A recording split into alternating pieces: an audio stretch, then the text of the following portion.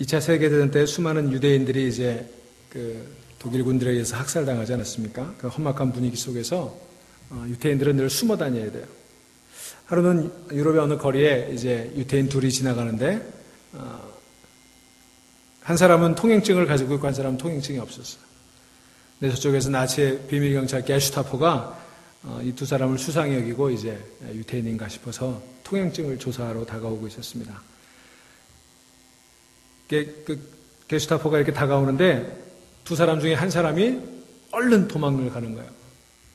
막 주랭랑을 치니까 이 게슈타포가 그 도망치는 사람을 쫓아갔겠죠.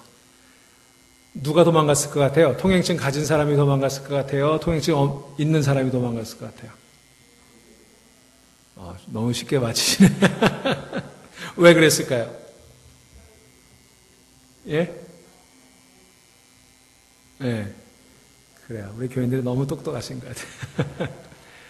통행증 가진 사람이 도망가서 그 경찰들이 쫓아오니까 그 사이에 통행증 없는 사람이 안전하게 피할 수 있도록 그렇게 배려했다는 그런 얘기예요. 상식적으로는 통행증 없는 사람이 도망치는 게 당연한데 반대로 해서 그 통행증 없는 사람 도와줬다. 동료를 살리기 위한 유대인들의 지혜와 배려가 묻어나는 얘기 아니겠어요? 여러분, 남을 배려하는 마음, 이게 우리 그리스도인들에게 필요해요.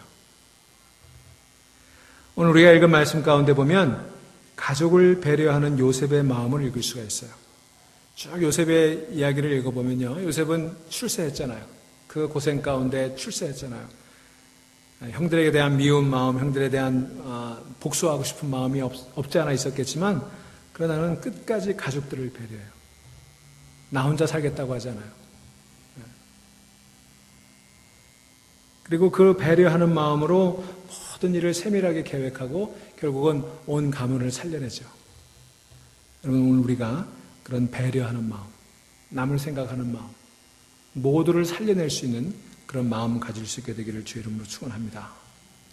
자, 오늘 본문은요, 애굽의 총리가 된 요셉의 요청으로 애굽에 내려온 아버지 야곱과 가족들이 요셉과 상봉하는 장면이에요. 얼마나 감격적인 장면입니까? 요셉은 어린 나이 17살에 종으로 팔려왔어요. 형들에게 죽임을 당할 뻔하다가 이제 겨우 목숨은 건졌지만 노예로 팔려왔잖아요. 아버지 야곱은 요셉이 죽은 줄로만 알았습니다. 요셉을 종으로 팔아버린 형들이 요셉의 옷에 짐승피를 묻히고 맹수에게 공격을 받아서 아들이 죽었다. 그 거짓말을 했기 때문에 야곱은 아들 요셉, 정말 사랑하던 아들 요셉이 죽은 줄만 알고 있었어요. 그리고 20년 이상의 세월이 흘렀어요.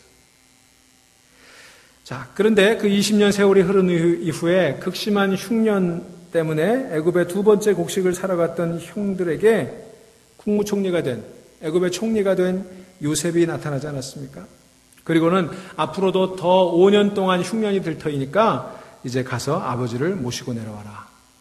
거기다가 굶어 죽게 되니까 아버지 모시고 와라. 그래서 이제 온 가족이 애굽으로 내려오는 거예요. 요즘으로 말하면 이민 온 거예요.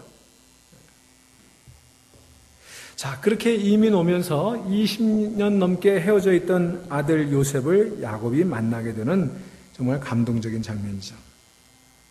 아들을 만난 야곱, 정말 20년 넘는 그 세월 가슴앓이 했던 그 모든 것들이 씻어지면서 오늘 보면 30절에 보니까 야곱이 이렇게 얘기합니다. 30절에 뭐라고 되어 있어요? 바로가 30절 말씀, 이스라엘이 요셉에게 이르되 내가 지금까지 살아있고 내가 내 얼굴을 보았으니 지금 죽어도 조카도다. 이제는 죽어도 여한이 없다는 거예요.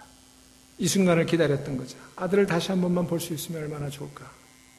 이제는 더 여한이 없다. 여러분 아시는 대로 야곱이 요셉을 얼마나 사랑했습니까? 야곱에게 요셉은 특별한 아이였잖아요. 야곱에게는 아내가 4명이 있었지만 그 중에 가장 사랑하던 라헬에게서 얻은 아들입니다. 11번째로 얻은 아들이에요. 정말 사랑해서 아내가 된 건 라헬뿐이었어요.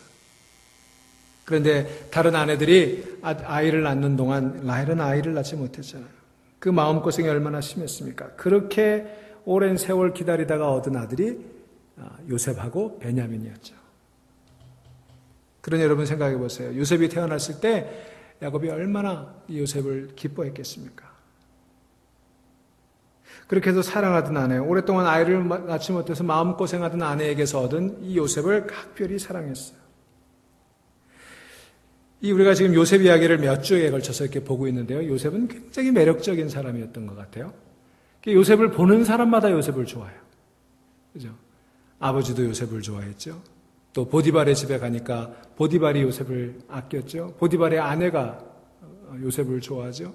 감옥에 갇혔을 때는 전옥이 또 요셉을 좋아하죠. 또 바로를 만나니까 바로가 요셉을 좋아하죠. 만나는 사람들에게마다 매력적인 사람이었어요.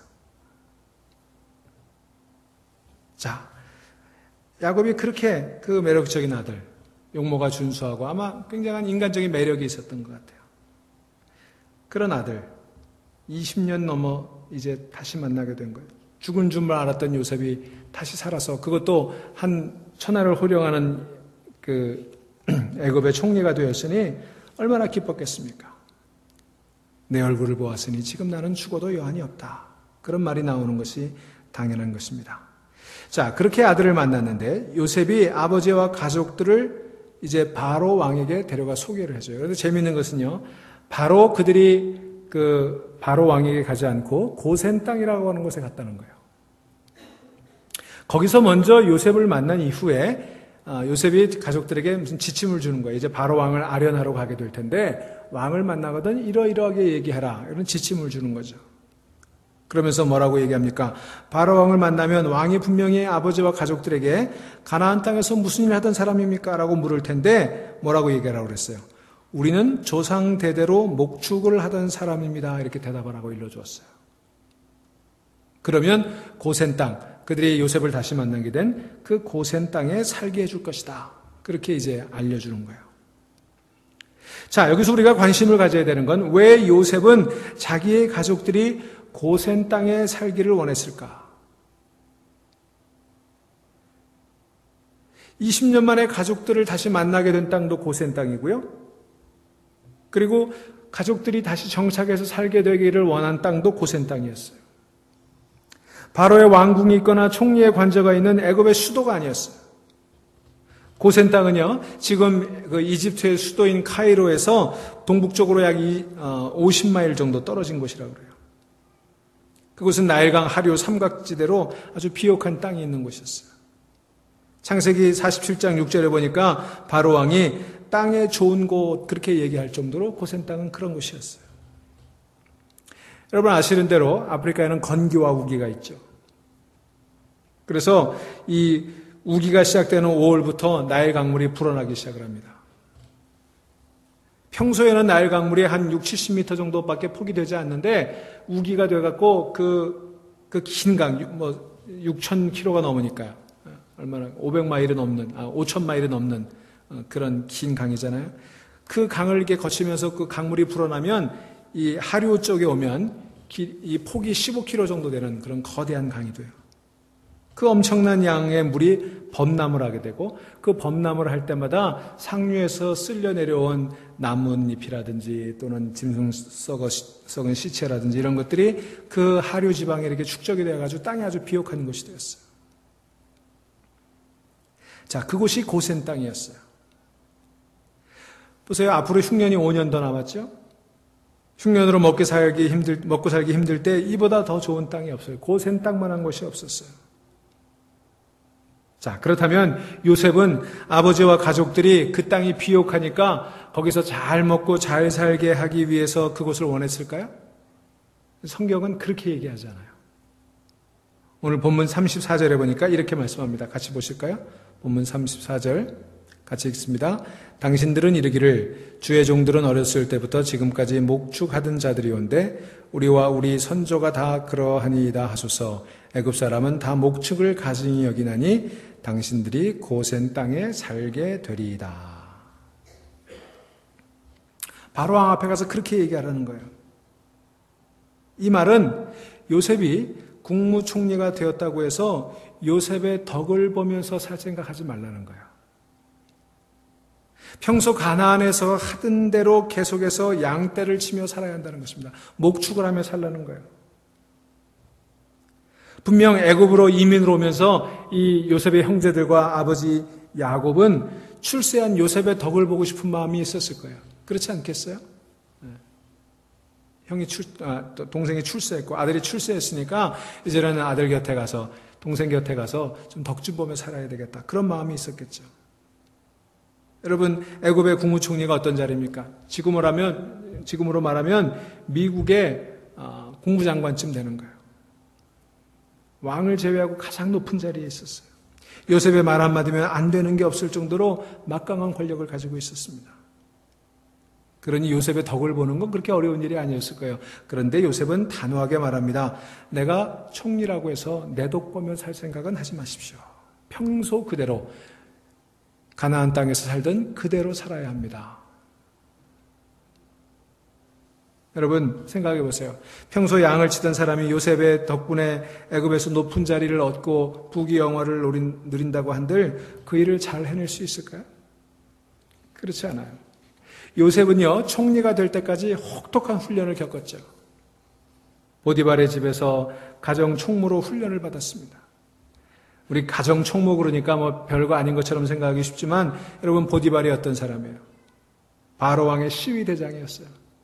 엄청나게 많은 노예들을 거느리고 있는 그런 사람들이었습니다. 그러니까 그 많은 노예들 가운데 대표가 된 거예요. 보통 자리가 아니었어요. 요즘으로 말하면 그 일을 통해서 요셉은 경영 수업을 받은 거예요. 또 왕의 제수를 가두는 감옥에서도 그는 경영 수업을 받았습니다. 하나님께서 그를 오랜 세월 훈련시키셨어요. 왕의 제수들을 가두는 감옥에서 당시 애굽의 고위 관리들을 섬기면서 그들의 사고나 그들의 문화나 그들의 행동을 배웠어요. 어떻게 섬겨야 되는지를 잘 배웠어요. 그런 훈련을 받았기에 하나님께서 그를 훈련시키셨기 때문에 애굽의 총리 자리를 맡아서도 그 직분을 잘 감당할 수 있었던 거예요. 하지만 요셉의 형들은 어떤 사람이었어요? 그냥 가나안 땅에서 목축하던 사람들이었잖아요. 경영 수업을 받아본 적이 없어요. 행정 수업을 받아본 적이 없어요. 그냥 양떼를 치고 목축을 하던 것이 그들이 한 일의 전부였어요. 그러니 애굽에 와서 동생이 출세했다고 무슨 좋은 자리 갖게 되는 거 안 된다는 거예요. 여러분 보세요. 우리 한국 사회가 뭐가 문제예요? 누구 하나 출세하면 우르르 그 자리에 이용해가지고 뭐 한 자리 해먹으려고 다 그러는 거 아니에요? 여러분 기억하시기 바랍니다. 내가 할 수 있는 능력 안에서 일하는 것, 그것이 가장 복된 거예요. 그것보다 더 큰 축복이 없어요. 내가 잘할 수 있는 일, 내가 늘 하던 일, 그 일을 충실하게 하는 게 복이에요. 내가 감당도 할 수 없는 일, 덜컥덜컥 맞는다고 좋은 거 아니에요.